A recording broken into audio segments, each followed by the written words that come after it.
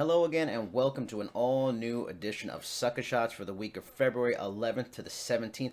I am Jason Burgos, contributor for MMASucka.com, and as always, this is our show going over the week that was in the world of MMA and talking about some of the stories covered here by MMASucka.com. I mean, it's if you don't read stuff on MMASucka.com, you're missing out. Great writing, great stuff, up-to-date news. I mean, we're going to jump right into it right away. The first story covered here by Michael DeSantis in his piece, Armchair Matchmaker, UFC middleweight and flyweight title fights to make in the upcoming years from February 7th to 12th, early in the week. A lot of interesting stuff, a lot of great thoughts from Michael here, possible suggestions of fights that will be coming up in the title pictures for those divisions and the division in general. I mean, he's got ideas for even Michael Bisping, and of course, he's got an idea for Luke Rockhold and Misha Cirkunov, which is actually a fascinating fight that I myself would be interested. So give it a look. A lot of cool stuff in the article. There it is. Or excuse me, there it is. On the side, you can look at it. That's how it looks. I mean, moving on from there, you have the piece from Ryan Wagner, his article from the 13th of UFC 221 breakdown, Yoel Romero and Luke Rockhold, going over what went right for Yoel Romero and what went wrong for Luke Rockhold in their main event match from Australia in Perth a week or so ago.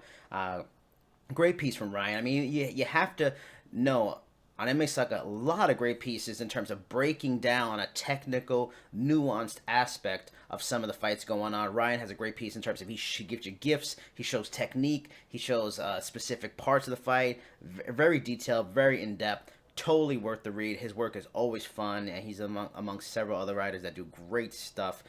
Look for it, it's there.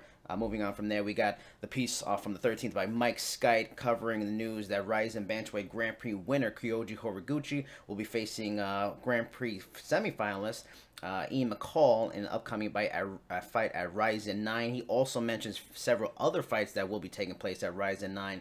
And that's a good fight. I mean, Kyoji Horiguchi, speaking from a person that's been told, he's trained by Phil Drew at American Top Team, and I co-host the Fight Strength podcast with Phil Drew. Phil Drew is the strength and conditioning coach at American Top Team, the best coach in strength and conditioning, I think, out there. And he praises, he raves about how great Horiguchi's stamina and his gas tank and his athleticism is. He's just a guy that his run in UFC was solid. Now he's got out, he's doing well in Rizin. He's probably going to come right back up, and you're going to see him in the UFC again, I'm sure of it. Now, Ian McCall's always been a super solid veteran in the division. Seeing them both fight at bantamweight now instead of flyweight, that's a very good fight. Look out for that event coming up very soon. Moving on from there, you have the news from Jacob Debets, my homeboy. Reported the news on Wednesday of Will Brooks' release from the UFC and then signing with Pro Fighters League, which he will then be in their $1 million lightweight tournament. Pro Fighters League used to be World Series of Fight. Now they've changed their name. They've kind of gone on over a remake. And they're doing a tournament angle, sort of like what Bellator was doing in the beginning. It's a shame, the run for Will Brooks. I mean, he's also another guy that's trained by Phil Drew, and he also raves about his fantastic athleticism and his skills and ability he has. I mean, he went 1-3 in the UFC. It was a disappointing run for a guy who was considered maybe the best lightweight not in the UFC. He beats Ross Pearson in his debut, but then he ends up getting TKO'd by an overweight Alex Oliveira, not his fault. He ends up losing to Charles Oliveira. I mean, what a crime that is to lose to two Oliveiras. And then he also gets submitted also by Nick Lentz, which was disheartening in that Nick Lentz called him out. They are both former ATT teammates. So it's a tough run for Will Brooks, but I think he's too talented, too good to be not in a major company sooner or later. Again, I wouldn't be surprised. I'd be stunned if he doesn't win this lightweight tournament. I think you're going to see Will Brooks and a guy like Horiguchi again in the UFC or even Bellator very, very soon. Moving on from there, we have the piece on also from Mike Skytte. He does a lot of work for us, a very good writer. Very interesting story on a 205-pound main event title fight that's going to be in Brazil for Fight Nights Global between Fabio Maldonado and getting confused a little bit, sorry about that, Nikita Krylov. That's two former UFC veterans. Nikita Krylov actually had a very good run. The UFC did well and chose to leave on his own. It's a big move for Fight Nights. The Russian-based company, this is their continued growth. From going from a Russian-based company, they plan to do events in the United States, Saudi Arabia, Ireland, Tajikistan, and Armenia this year, along with the event in Brazil, which is called Fight Nights Global 86, and it's taking place on April 14th, so look for that. It's really cool to see some of the stuff going on around the world, especially in Europe with Fight Nights Global. You got ACB, you got KSW, some big time European brands. You got one championship in Asia. You got Rizin, of course. You got a lot of good stuff going on just outside the United States in terms of notable MMA promotions going on here. And that's mostly the majority of the news covered by MMA Sucka. Now I'm going to move on to just general MMA news stories from the week that was. We're going on to this. Also covered later in the week by MMA Sucka. Vitor Belfort there. It looks to be official. Vitor Belfort will be facing Lyoto Machida at UFC 224 in Rio de Janeiro. Mike Skytte in his article brought up possibly Vitor versus Michael Bisping, or even Lyoto Machida, versus Michael Bisping. Both those fights I'd probably rather see, especially if it's Michael Bisping's last fight. But this is still a really fun fight. An interesting fight between two great Brazilian fighters, some of the best Brazilian fighters to ever live, to face each other, and they're both in the same point of their careers. They're on more of a decline. Lyoto's coming off of a win. Vitor, I believe, he's on a bit of a losing streak. I'm not sure. I got to look back at that, but it's a fun fight. I'll enjoy it. Who's not going to watch it? Two great fighters, two great stand-up guys. Can Lyoto deal with the ferocity of Vitor early, and can Vitor keep the gas tank going and catch up to Lyoto throughout the fight? Because both are still damn good athletes. Going on from there, we have the story of Jon Jones. He's finally going to have his hearing in front of the California State Athletic Commission. And we're going to see what happens. He has a possibility of a 4-year ban for his positive doping tests in his last fight against Daniel Cormier, which was overturned to a no contest.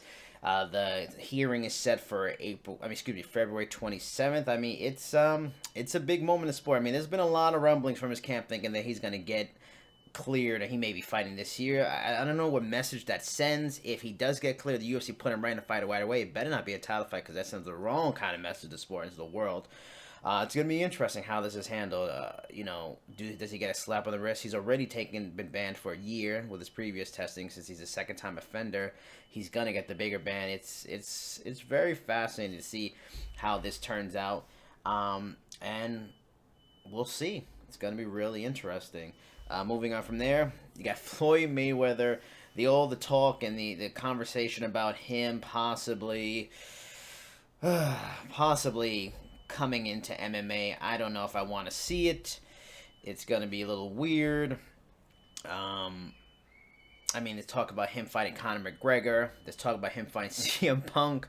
It seems like, based on rumors, it's starting to die down now in the last couple of days, and maybe Mayweather does not have this UFC fight.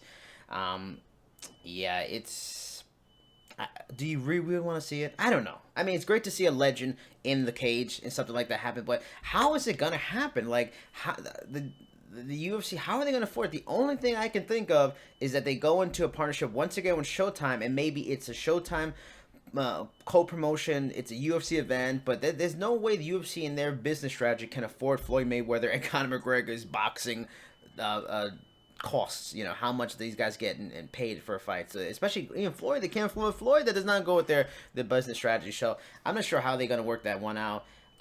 Would it be fascinating? Sure. I wouldn't mind seeing Floyd lose. That'd be great. And he still keeps his record impeccable, because he's never lost in boxing. He's lost in MMA, which he should lose.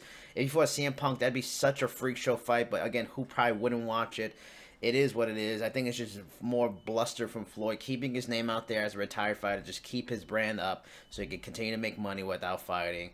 In general, that's most of the conversation from this week's show. I also wanted to bring up at the end of the show, I had the luxury and the great opportunity and honor to be cage side at Bellator 194's press row, getting credentials via MMASucka.com. Message out there to any writer. You want to write for Sucka, you can get credentials to an event, maybe locally. It's worth a try. It's one of the key rewards of being a part of MMA journalism. Yeah, there's not a ton of money out there, and it's hard to really make it, even in the journalism industry in general. But to be able to be cage side right at the cage for a major MMA event is so fun. It's so cool. Got to see Roy Nelson, Matt Mitchell main event. Got to see likes of Lee McGeary. Just the Bellator does a really great job if you're into more of a fancy, energetic kind of presentation like WWE. They offer it with their cool stage and an interesting production value, and it's a really fun experience. And it's cool. You're cage side, and you get to see Vanderlei Silva and Royce Gracie chatting it up or chatting to fans. It's a cool thing.